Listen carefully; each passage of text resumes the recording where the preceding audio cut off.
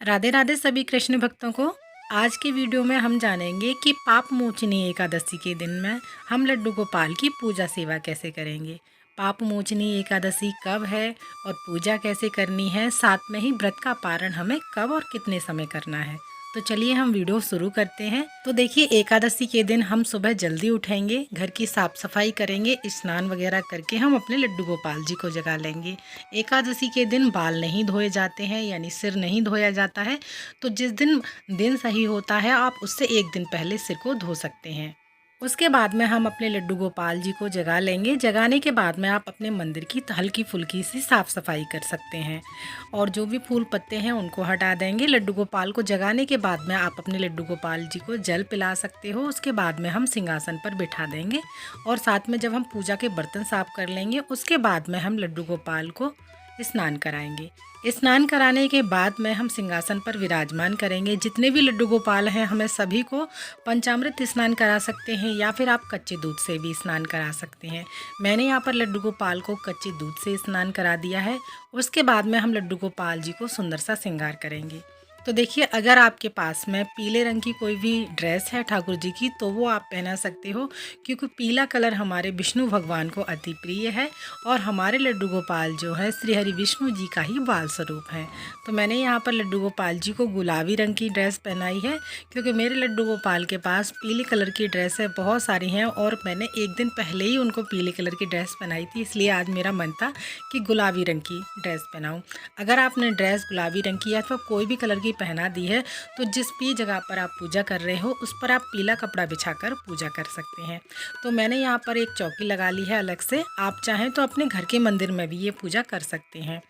तो चौकी लगाने के बाद में हम जिस भी जगह पर पूजा कर रहे हैं उस जगह को पहले हम अच्छे से साफ़ कर लेंगे, पोछा लगा लेंगे, झाड़ू लगा लेंगे और तिल का आसन देकर हम श्री हरि विष्णु जी की कोई भी फ़ोटो है, मूर्ति है, उसे हम विराजमान करेंगे।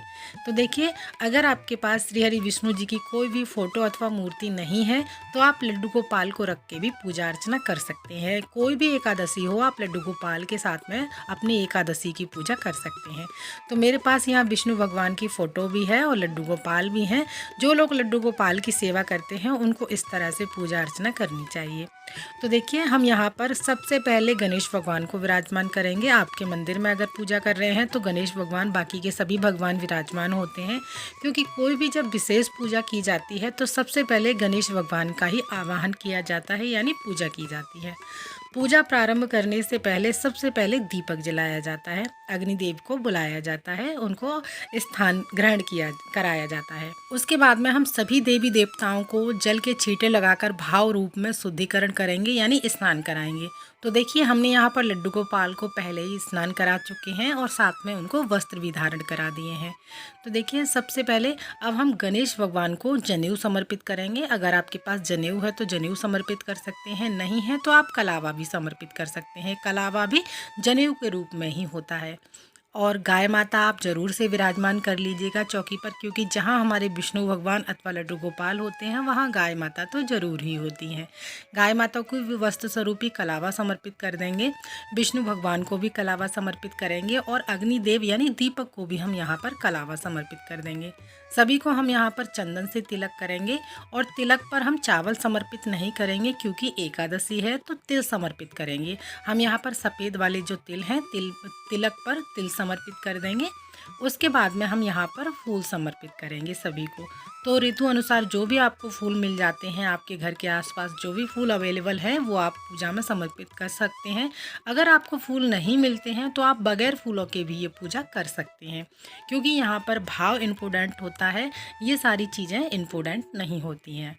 सुबह में जब आप पूजा करेंगे, लड्डू गोपाल को भी विराजमान करेंगे, तो हमें भोग समर्पित करना है। पापमोचनी एकादशी के दिन में खीरे का भोग लगाया जाता है। आप माखन मिश्री का भी भोग लगा सकते हैं और साथ में ही दूध का भोग लगाया जाता है। और ऋतु अनुसार जो भी आपके पास फल हैं वो उनका भी भोग आप समर्पित कर सकते हैं। और साथ में तुलसी माता सिर्फ लड्डू गोपाल के भोग में और विष्णु भगवान के भोग में ही हमें रखनी है। गणेश भगवान को हमें अलग से भोग लगाना है, लेकिन हमें उसमें तुलसी महारानी को नहीं रखना है।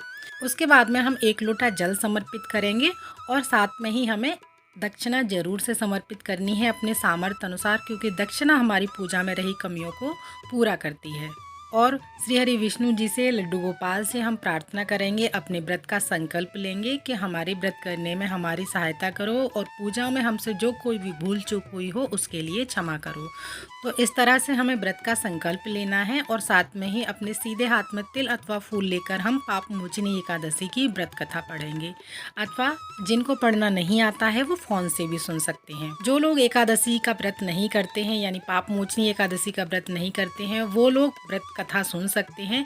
इससे अनजाने में जो कोई भी हमसे भूल चूक होती है, पाप होते हैं, वो हमारे नष्ट हो जाते हैं। तो व्रत कथा सुनने के बाद में हम आरती करेंगे। तो आरती सबसे पहले हम गणेश भगवान की करेंगे। गणेश भगवान के बाद में हम श्री हरि विष्णु जी की आरती करेंगे।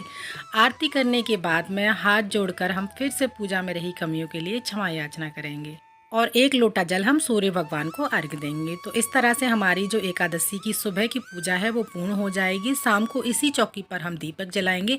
जो भी भोग प्रसाद आपने चढ़ाया है वो पूजा के बाद में हम घर के सभी सदस्यों में बांट देंगे। और दक्षिणा हम जब अगले दिन दान करेंगे द्वादशी को, तो उसी में हम इस दक्षिणा को दान कर देंगे।